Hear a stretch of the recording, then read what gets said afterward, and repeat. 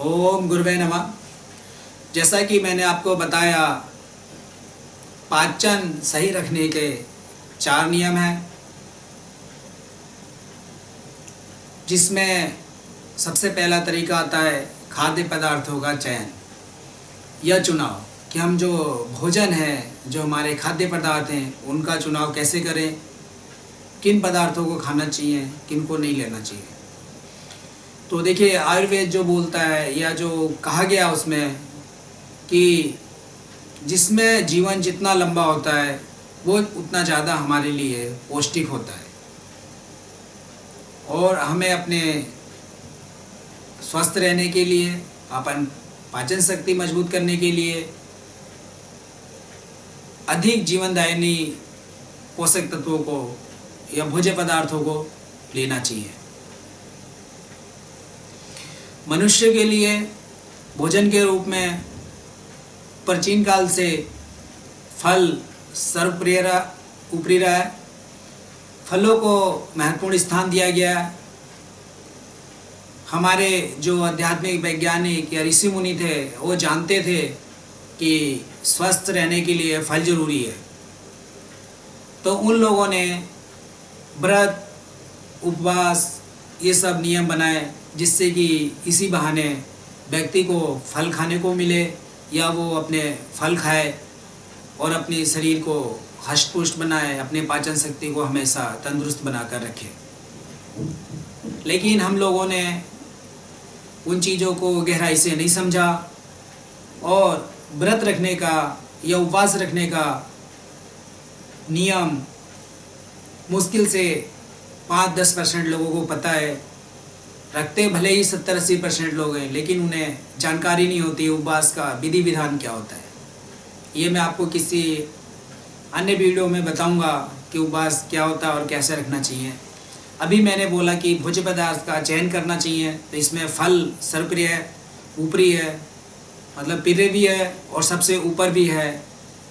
अब मैं आपको जैसे कि एग्जाम्पल दूँ तो आपको जीवन जिसमें ज़्यादा होगा, यानी फल जो वृक्ष हैं वो काफ़ी मनुष्य की आयु से भी दुगने, 3 गुने, 4 गुने, 5 गुने वर्ष तक जीते हैं, तो उनमें पौष्टिकता ज़्यादा होती है।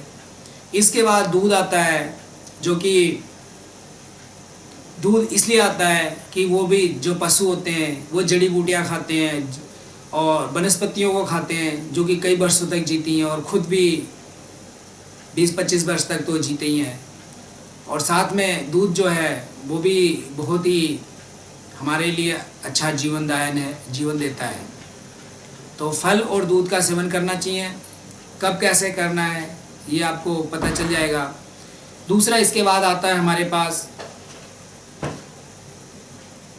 जो हम साग रूप में खाते हैं, जैसे गाजर, मूली, चुकंदर, खीरा, तरबूजा, ककड़ी, ये सब चीज़ें हुई। और इसी में देखिए कुछ चीज़ें जो हमें हैं, जो हमारे स्वाद के अनुसार जो स्वादिष्ट होती हैं, स्वाद इंद्रिया जिनको एक्सेप्ट करती हैं, वो चीज़ें तो हम लेते ही हैं।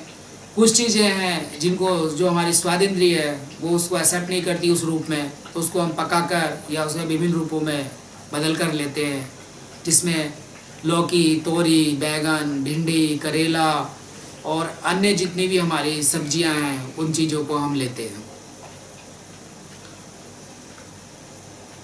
तो इस प्रकार से सबसे पहले हमें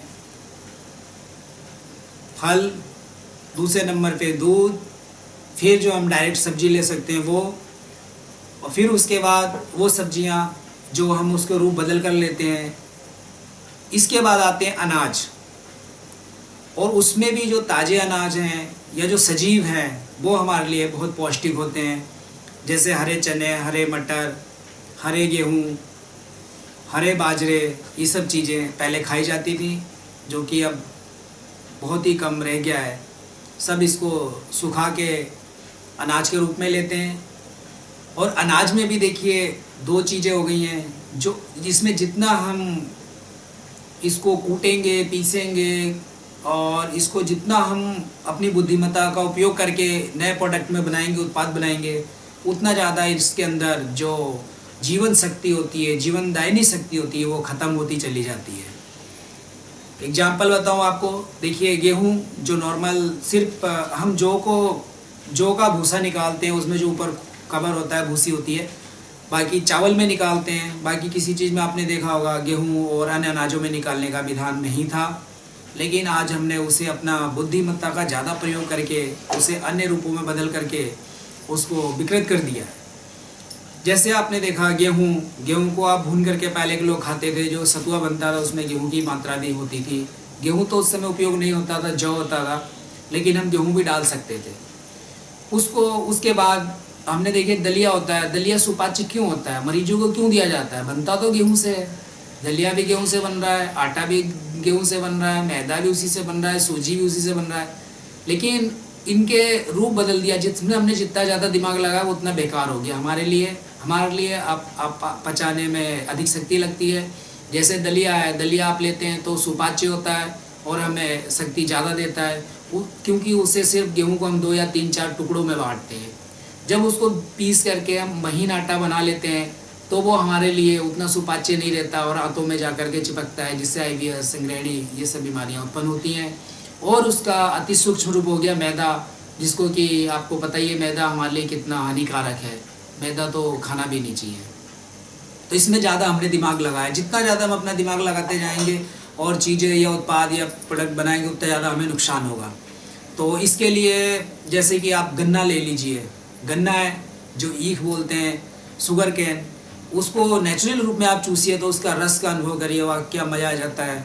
और अगर आप चाहेंगे कि रोज़ मिले और रोज़ खाएं, लेकिन अगर आपको कोई चीनी दे दी जाए एक कप की रोज़ खाओ तो आप नहीं खा पाओगे। और कितना नुकसानदेह चीनी। देखिए गुड़ में हमने कम वो करा, उसमें कम अपना दिमाग लगाया गन्ने के रस को गुड़ बनाने में, तो पौष्टिक है, फ़ायदेमंद है। और चीनी बना करके हमने उसे एकदम सफ़ेद बना दिया। जो लाल पीला रस होता है गन्ने का, काला रस होता है, उसको हमने सफ़ेद कर दिया, हमने अपना दिमाग लगाया तो हमारे लिए जहर हो गया।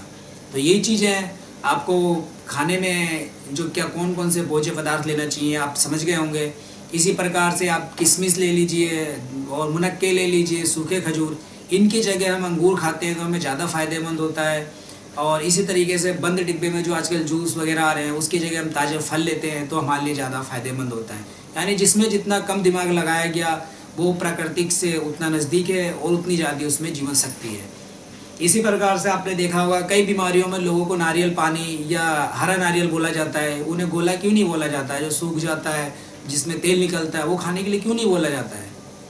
क्योंकि वो अपनी निकटता, प्रकृति जो निकटता थी उससे आगे बढ़ गया बहुत, और उसको हमने प्रोसेस कर दिया, इसलिए उसको नहीं खाया जाता। वहीं देखिए जो जितना सजीव होगा, इसका एग्जांपल और देता हूँ, जैसे चने हुए अंकुरित करके खाते हैं, या जो भी मोटे अनाज हुए उसको अंकुरित करके खाने में क्यों बोला गया है? क्यों उसमें जीवन शक्ति ज़्यादा हो जाती है? क्यों वो बीमारियों से लड़ते हैं और क्यों हमारी पाचन शक्ति को बढ़ाते हैं? क्योंकि उसमें हमने अपना दिमाग कम लगाया, वो नेचुरली रूप से है, उग रहा है।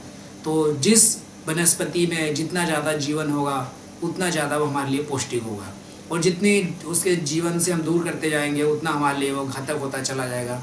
यही जो हमारा पदार्थ है, भोज्य पदार्थ का चुनाव करते समय इन्हीं बातों का ध्यान रखना है। आप इन बातों का ध्यान रखिए तो आप देखिए आपका पाचन शक्ति अपने आप सही होगा और आप बलवान और आपका शरीर हष्ट पुष्ट और निरोगी रहेगा। इसी के साथ ही आप लोगों ने ये वीडियो देखी, इसके लिए धन्यवाद। मेरी बातों को सुना और मैं समझता हूँ आप मेरी बात को भी, जो कहने का तरीका है वो समझ रहे होंगे। कुछ भूल चूक होगा तो आप कमेंट के माध्यम से ज़रूर बताइएगा। आप लोगों का स्वागत है, आपका हृदय से धन्यवाद। जय हिंद, जय भारत, जय आयुर्वेद।